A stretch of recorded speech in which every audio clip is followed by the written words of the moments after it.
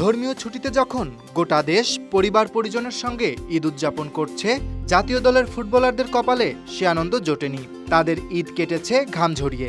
কারণ ঈদের ঠিক 3 দিন পর 10 জুন ঢাকায় মাঠে নামছে বাংলাদেশ। এএফসি এশিয়ান কাপ বাছাইয়ের গুরুত্বপূর্ণ ম্যাচে প্রতিপক্ষ সিঙ্গাপুর। আর এই ম্যাচ ঘিরে গোটা দেশের ফুটবলপ্রেমী মানুষের ভালোবাসা, আবেগ আর প্রত্যাশার প্রতিদান দিতেই প্রস্তুত জামাল হামজারা।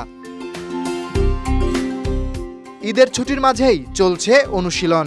জাতীয় দলের ক্যাম্পে উৎসবের রং নেই, আছে চোখে মুখে লক্ষ্য পূরণের প্রতিজ্ঞা। কারণ এই ম্যাচ শুধুই আরেকটা ম্যাচ নয়, এটা দেশের মুখ উজ্জ্বল করার লড়াই। হেড কোচ হাবিয়ের কাবরেরা স্পষ্ট করে দিয়েছেন, সিঙ্গাপুরকে হারিয়ে আমরা দেশবাসীকে ঈদের উপহার দিতে চাই। আর এই এক বাক্যে ফুটে উঠেছে গোটা দলের মনের কথা। বাংলাদেশের ফুটবল গত 1 বছরে হারিয়েছে অনেক কিছু, আত্মবিশ্বাস, গোলের ছন্দ, জয়ের ধারাবাহিকতা। কিন্তু হামজা চৌধুরীর আগমনে সেই গল্পে যেন নতুন এক অধ্যায়ের শুরু।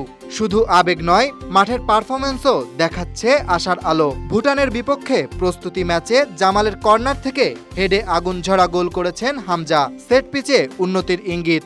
আর তার মাঠের উপস্থিতি যেন পুরো দলকে এনে দিয়েছে এক ভরসার জায়গা। অন্যদিকে ঘুরে দাঁড়িয়েছে সিঙ্গাপুর। টানা 6 ম্যাচ জয়হীন থাকার পর মালদ্বীপকে 3-1 গোলে হারিয়ে যেন হাঁপ ছেড়ে বেঁচেছে তারা।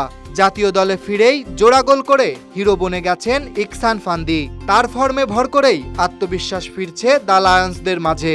তবে ঢাকার গরম, স্বাগতিক দর্শকদের সমর্থন আর আত্মবিশ্বাসী বাংলাদেশ দলের বিপক্ষে লড়াইটা সহজ হবে না সিঙ্গাপুরের।